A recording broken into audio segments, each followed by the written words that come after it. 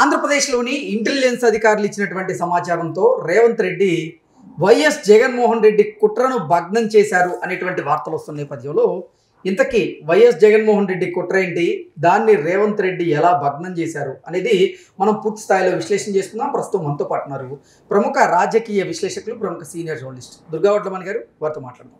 దుర్గా, నమస్తే. నమస్తే అండి.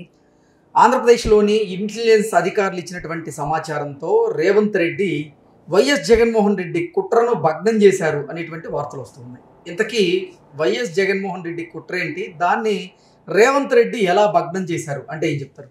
అంటే అసలు యాక్చువల్గా జగన్మోహన్ రెడ్డి 6 ఏళ్ల తర్వాత హైదరాబాద్ సిబిఐ కోర్టు ముందు హాజరవుతున్నారు.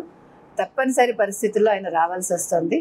వాళ్ళ సాక్షి ఛానల్ కూడా మీరు చూశారు, అటెండెన్స్ కోసం వస్తున్నారు అని ఇచ్చాడు. అటెండెన్స్ కోసం జగన్మోహన్ రెడ్డి సిబిఐ కోర్టు ముందుకు వస్తున్నారు. బాగుందా? అంటే ఈయన స్కూల్ పిల్లాడా? కాదు కదా. కాకపోతే ఏంటంటే అంటే వాళ్ళు తెలివిగా ఎట్లా న్యూస్ ఇస్తారు అనే దానికి చెప్పారు. యాక్చువల్గా ఆయన చేసిన ఆర్థిక నేరాల విషయంలో ఆయన 12 ఏళ్లుగా బెయిల్ మీద ఉన్నారు. 6 ఏళ్లుగా ఆయన కోర్టుకి హాజరవ్వట్లేదు. ముఖ్యమంత్రి హోదాలో తప్పించుకున్నారు.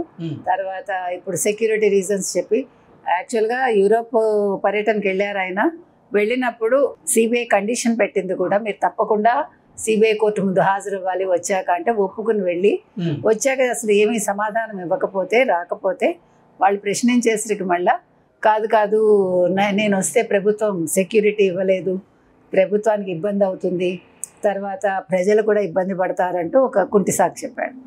చెప్తే సిబిఐ ఒప్పుకోలా, హాజరై తీరాలి అంటే ఇవాళ వస్తున్నాడు ఆయన.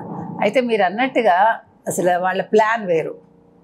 మీరు కుట్ర అన్నారు కదా, కుట్ర విషయానికి వస్తే మనం అసలు ఏమనుకున్నాడంటే ఇక్కడ కేటీఆర్ ఆయనకి బాగా జనాల్ని సమీకరించి పెడతాడు అని ఒక టాక్ వచ్చింది. మనం కూడా మొన్న అనుకున్నాం. సో అంటే ఎక్కువ మందిని తీసుకొచ్చి గొడవలు చేస్తారు అని అనుకున్నారు. అంటే ఇతనికి అలవాటు కదా, మన ఆంధ్రప్రదేశ్లో చూసాం. ఏంటి, ఆయన ఒక మిర్చి ఆడికి వెళ్తాడు, అక్కడ గందరగోళం చేస్తాడు, అక్కడ డబ్బులు పోతాయి, సామాన్య రైతులవి ఫోన్స్ పోతాయి. తర్వాత బనగానపల్లి వెళ్ళాడు, మనకు తెలుసు. ఆ మామిడి రైతుల దగ్గర నుంచి మామిడికాయలు తెచ్చి రోడ్డు మీద పోసి తొక్కిచ్చాడు ట్రాక్టర్లతోటి. అంటే ఒక కష్టపడేవాడికి ఒక వస్తువు దాని విలువ తెలుస్తుంది. ఈయన కష్టం తెలియదు కాబట్టి, అపనంగా డబ్బులు సంపాదించుకోవడం తెలుసు కాబట్టి అలా రోడ్డు మీద మామిడికాయలు పోసేసి తొక్కిచ్చాడు. అదేవిధంగా మీరు ఆయన మొత్తం టూర్లు మనం చూసుకున్నామంటే 5-6 టూర్లు చేశాడు ఆయన. 5-6 టూర్లలో కూడా ప్రజల్ని ఇబ్బంది పెట్టాడు. ఒక టూర్లో అయితే అతని సొంత కార్యకర్తనే, అతని పార్టీకి చెందిన అతని కాన్వాయ్ కింద పడితే కూడా అతని పక్కకి ఇచ్చేసి వాళ్ళు వెళ్ళిపోయారు. మీకు ఇవన్నీ తెలుసు. సో ఇక్కడ కూడా హైదరాబాద్లో కూడా ఆ రకంగా గందరగోళం చేసి, అంటే కేసీఆర్ జగన్మోహన్ రెడ్డి స్నేహితులు కాబట్టి రేవంత్ రెడ్డి ప్రభుత్వానికి ఇబ్బంది కలగజేయాలని అనుకున్నాడు ఆయన. అంటే ఇక్కడ మీకు ఒకవేళ దాన్ని ఏమంటారు, శాంతి భద్రతలకు విఫలం అయ్యాయి అనుకోండి. సో దాన్ని తీసుకెళ్ళి రేవంత్ రెడ్డిని ఎత్తిన పడేయచ్చుగా.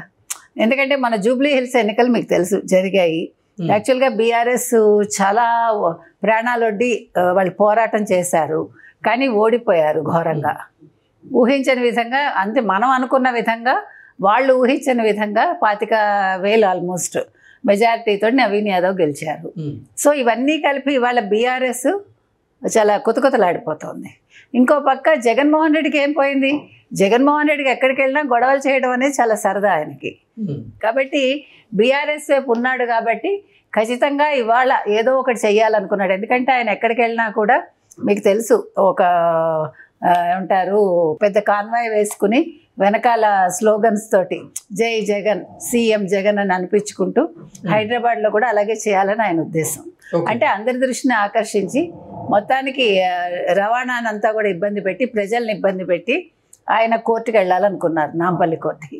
అయితే ఇవన్నీ ముందే తెలిసి ఆంధ్రప్రదేశ్ ఇంటెలిజెన్స్ ఏదైతే ఉందో వాళ్ళు రేవంత్ రెడ్డి ప్రభుత్వానికి, తెలంగాణ ప్రభుత్వానికి తెలియజేయడం అయింది. నాయనా ఆయన వస్తున్నాడు, వస్తే మామూలుగా ఉండదు, కనీసం 1-2 ప్రాణాలు పోవచ్చు, తర్వాత ఇంకేదైనా కూడా చేస్తాడు, మీకు తెలియదు ఆయనతోటి. అంటే రేవంత్ రెడ్డికి తెలియక కాదు, వాళ్ళు సేఫ్ సైడ్ ముందే అలర్ట్ చేశారు. రేవంత్ రెడ్డికి ఇవన్నీ మామూలే. రేవంత్ రెడ్డి ఏం తక్కువవాడు కాదు, ఇలాంటివి ముందే గ్రహిస్తాడు ఆయన. కాబట్టి వెంటనే వాళ్ళు అలర్ట్ అయ్యి ఇవాళ ఎక్కడికక్కడ సెక్యూరిటీ ఏర్పాటు చేసి, అంటే వాళ్ళు మాట్లాడకుండా చేసి, ఎక్కడ గందరగోళం రాకుండా, గొడవలు చేయకుండా ఇప్పుడు ఎయిర్పోర్ట్లో దిగినట్టున్నాడు ఆయన. మరి నెక్స్ట్ ఎట్లా వెళ్తుంది ఈయన కాన్వాయ్ అనేది చూడాలి మనం. ఎంత కాన్వాయ్ పెట్టుకుంటాడు, ఎంతమంది వస్తారు, వెనకాల ఈ స్లోగన్స్ ఉంటాయా ఉండవా, ఎందుకంటే రప్పరప్ప అంటారా వీళ్ళు, అవన్నీ కూడా చూడాలి. జగన్మోహన్ రెడ్డి టీం ఆయన గనక ప్రత్యేక సిబిఐ కోర్టు గనక హాజరైతే అక్కడ గందరగోళ వాతావరణం వచ్చేటువంటి అవకాశం ఉందని, ఎందుకంటే జగన్మోహన్ రెడ్డిని చూసేందుకు కార్యకర్తలు అక్కడికి ఎగబడేటువంటి అవకాశం ఉంది అని చెప్పి ప్రత్యేక హాజరు నుంచి మినహాయింపు పొందాలని ప్రయత్నం చేశారు. కానీ అది విఫలమైంది అంటూ కొన్ని వార్తలు వస్తున్నాయి. వీటిని ఎలా చూడాలంటారు?